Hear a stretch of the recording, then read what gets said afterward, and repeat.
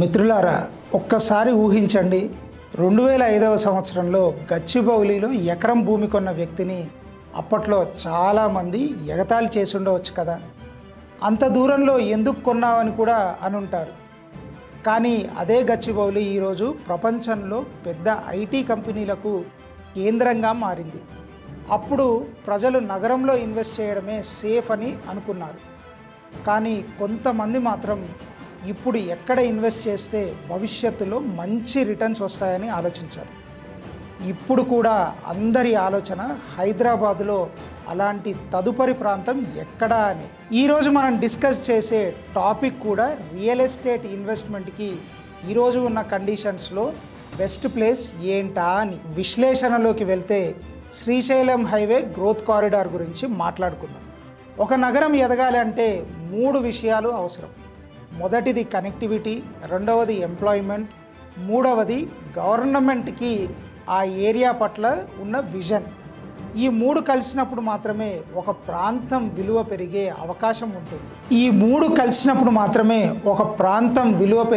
అవకాశం ఉంటుంది. హైదరాబాదులో మొదట హైటెక్ సిటీ, తర్వాత ఫైనాన్షియల్ డిస్ట్రిక్ట్. ఇప్పుడు ప్రభుత్వం దక్షిణ దిశగా అభివృద్ధిపై దృష్టి పెట్టింది.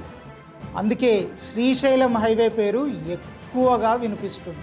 తెలంగాణ ప్రభుత్వం ప్రకటించిన భారత్ ఫ్యూచర్ సిటీ ఇది ఒక సాధారణ ప్రణాళిక మాత్రమే కాదు. దీనిని భవిష్యత్తు అవసరాలకు అనుగుణంగా రూపొందించే నెట్ జీరో స్మార్ట్ సిటీగా అభివృద్ధి చేయాలనే లక్ష్యంతో ఉంది మన తెలంగాణ ప్రభుత్వం.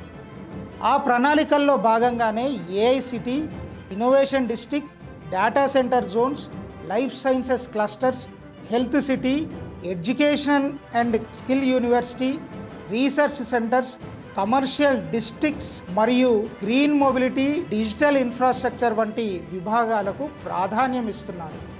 అలా ఒక భవిష్యత్ ఆర్థిక కేంద్రాన్ని నిర్మించే ప్రయత్నం శరవేగంగా జరుగుతుంది.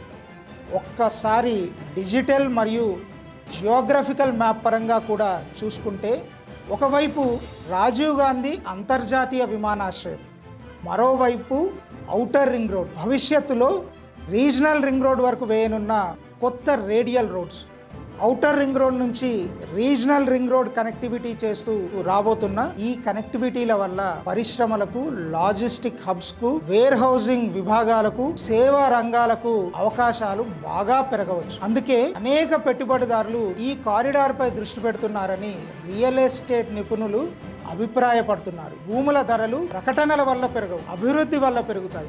కనెక్టివిటీ రోడ్లు వస్తాయి, కొత్తగా కంపెనీలు కూడా వస్తాయి, ఉద్యోగ మరియు వ్యాపార అవకాశాలు కూడా మెండుగా వస్తాయి. అలా ఆ ప్రాంతం విస్తరించి అక్కడ నివసించడానికి ప్రజలు కూడా వస్తారు. అప్పుడు ఇళ్ళ అవసరం పెరుగుతుంది. అప్పుడే రియల్ ఎస్టేట్కు మంచి డిమాండ్ ఏర్పడుతుంది.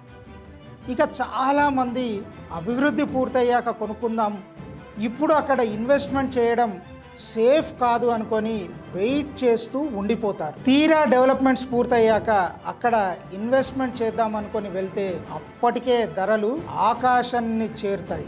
మరోవైపు కొందరు ఎలాంటి పరిశీలన లేకుండా కొనేస్తారు. అది కూడా ప్రమాదమే. అందుకే ప్రభుత్వ master plan, DTCP, HMDA, RERA అనుమతులు కలిగి clearance, legal documents, road connectivity అన్నీ చూసుకొని నిర్ణయం తీసుకోవాలి. ఈ వీడియోలో మనం పరిశీలించింది రేపు ధరలు ఇంత అవుతాయి, అంత అవుతాయి, ఆకాశంలోకి ఎగిరి రెక్కలు వస్తాయి అనే హామీ మాత్రం కాదు.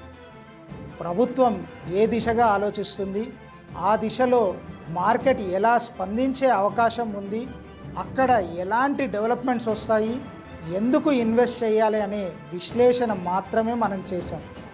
రియల్ ఎస్టేట్లో మంచి రిటర్న్స్ అదృష్టం వల్ల కాదు, సమాచారం సేకరించడం, పరిశోధన చేయడం, సరైన నిర్ణయం తీసుకోవడం వల్ల వస్తాయి. మీరు కూడా పెట్టుబడి పెట్టే ముందు పరిశోధన చేయండి, ప్రశ్నలు అడగండి, డాక్యుమెంట్స్ పరిశీలించండి.